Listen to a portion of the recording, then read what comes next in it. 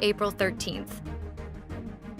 President Marcos urges perseverance through tribulations in his Holy Week message.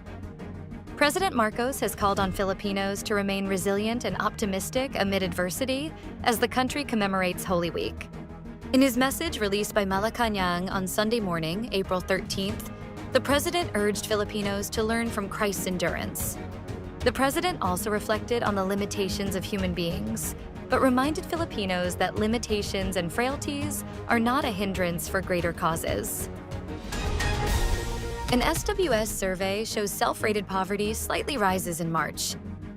The percentage of Filipino families who consider themselves mahirap or poor slightly increased to 52% in March, equivalent to around 14.4 million households, based on the Strat-based Social Weather Station survey conducted from March 15th to 20th.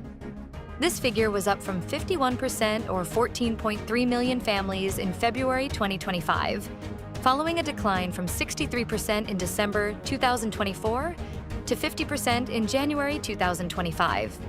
Self-rated poverty in March was highest in the Visayas at 62%, followed by Mindanao at 60%, Balanced Luzon, or Luzon outside Metro Manila, at 46%, and Metro Manila at 41%. Top Philippine and U.S. security advisors hold talks on enhancing alliance. The National Security Council disclosed on Saturday, April 12th, the top security advisors of the Philippines and United States held their first official phone conversation over the weekend to discuss ways to further enhance the strategic partnership between the two nations. During their introductory call last Friday, National Security Advisor Eduardo Año and U.S. National Security Advisor Mike Waltz exchanged views on the regional security challenges, particularly in the South China Sea, as well as the West Philippine Sea, which continues to be central in Southeast Asian regional affairs amid growing maritime tensions. Pagasa says 19 areas may reach 42 degrees Celsius or higher heat index on April 13th. The Philippine Atmospheric, Geophysical, and Astronomical Services Administration said at least 19 areas across the country may be experiencing a danger level heat index of 42 degrees Celsius or higher. In its forecast, Pagasa said San Ildefonso in Bulacan, Sangli Point in Cavite City, Cavite Province, and Virac, Catanduanes recorded the highest heat index at 44 degrees Celsius on Sunday, April 13th.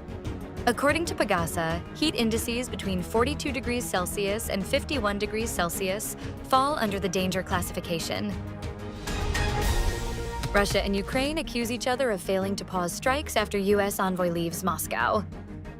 Russia and Ukraine's top diplomats on Saturday used a high-level conference in Turkey to once again trade accusations of violating a tentative U.S. brokered deal to pause strikes on energy infrastructure, underscoring the challenges of negotiating an end to the three-year-old war. The two foreign ministers spoke at separate events at the annual Antalya Diplomacy Forum, a day after U.S. envoy Steve Witkoff met with Russian President Vladimir Putin to discuss peace prospects. Ukraine's European allies on Friday promised billions of dollars to help Kyiv keep fighting Russia's invasion. While Moscow and Kyiv both agreed in principle last month to implement a limited 30-day ceasefire, they issued conflicting statements soon after their separate talks with U.S. officials in Saudi Arabia. They differed on the start time of halting strikes and alleged near-immediate breaches by the other side. Stay updated with the latest news. Visit our website at www.mb.com.ph